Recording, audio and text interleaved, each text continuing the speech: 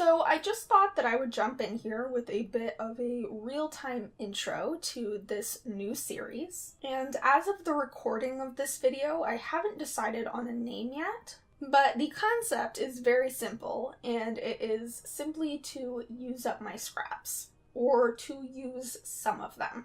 I am going to insert footage now of my scrap drawer, or as I like to call it, my drawer of shame, because it is horrendous.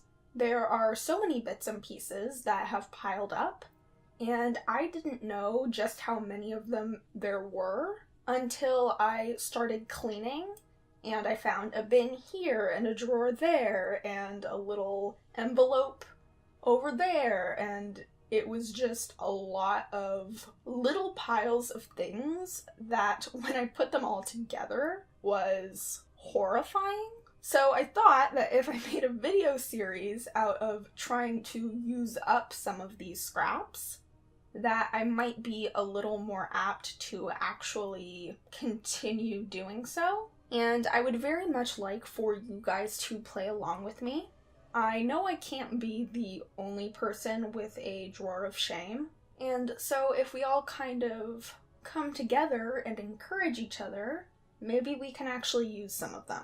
Probably by the time this video goes up, I will have thought up a hashtag, and if that is the case, I will put it on screen right now. And if you do decide to sort of play along and use up some of your scraps alongside me, I would love it if you would use that hashtag so I can see what everyone is coming up with.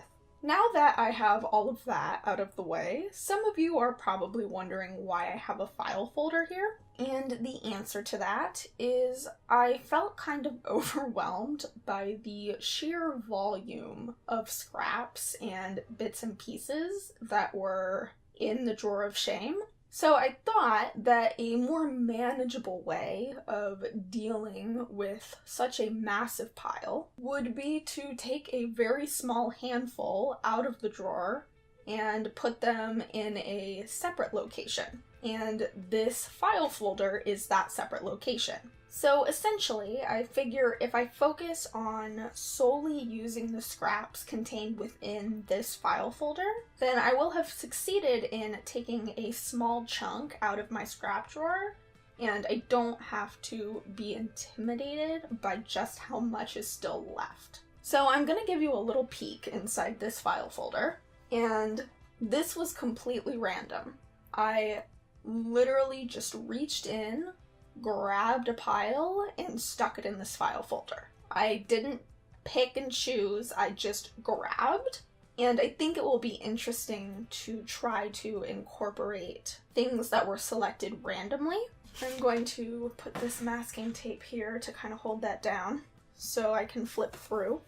And there are so many different types of things in here.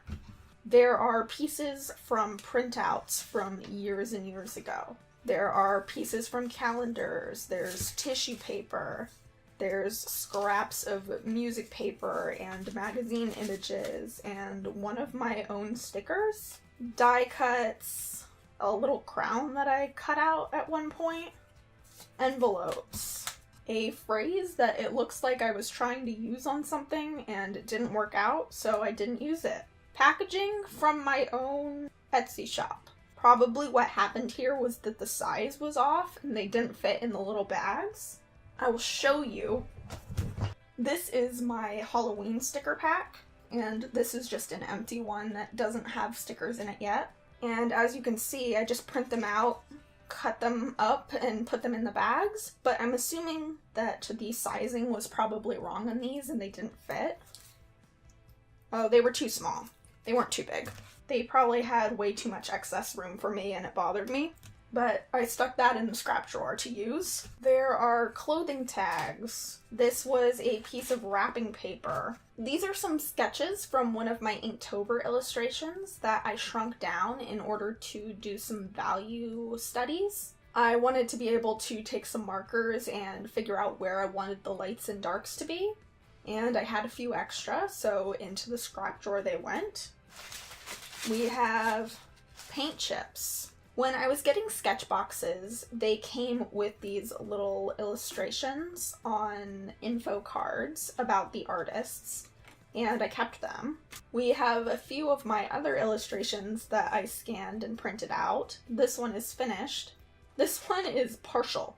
There isn't even a head, so I would have to add a new one, but that was in the drawer. We have jelly prints, bits of paper that I painted by hand, a little triangle. As you can see, the variety of items in just one handful from my drawer of shame is crazy. But I really like all of these little bits and pieces. When I look at this collection of items, it really makes me want to create, and that's why I kept them in the first place. But if they're just sitting in a drawer collecting dust, I'm not using them, and it's not really helpful in the long run. It's just kind of collecting for the sake of collecting, and that's not what I want to do. I want to collect for the sake of making art, and that's exactly what this series is supposed to be about.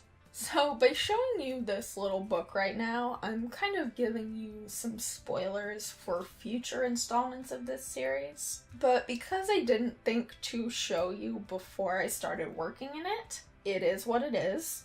Essentially, I thought it would be really interesting to start an entirely new journal, specifically for use with my scraps. And so I made this book out of a couple of pieces of a Amazon Prime box, some sketch paper from Target, and some embroidery floss.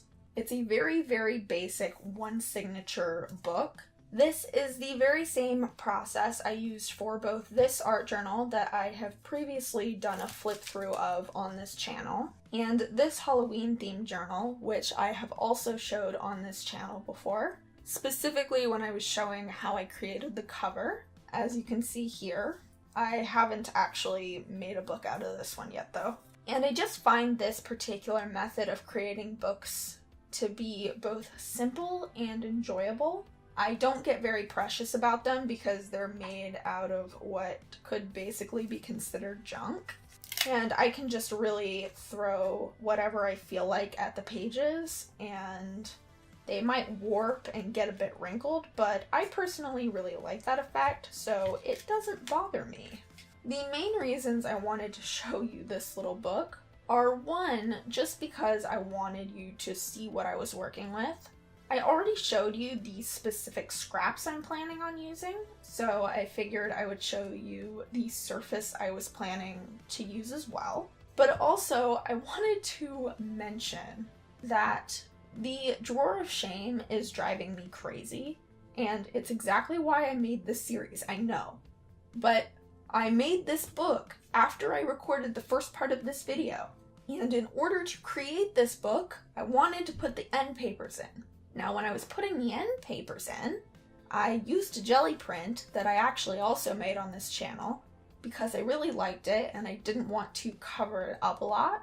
And so I knew that an end paper would let it be more of a feature. However, I had to cut down the jelly print in order to get it to the right size to make this book. And so now I have 3 more pieces of jelly print in the drawer of shame, and there's nothing I can do about it. So essentially, I figure this series will go on forever, as far as I'm concerned, because I don't really have any other options at this point. And I also have really enjoyed the pages that I've done in this so far. Since you were probably just watching the first part of this video, unless for some reason you skipped to this part, you might recognize a few of the bits.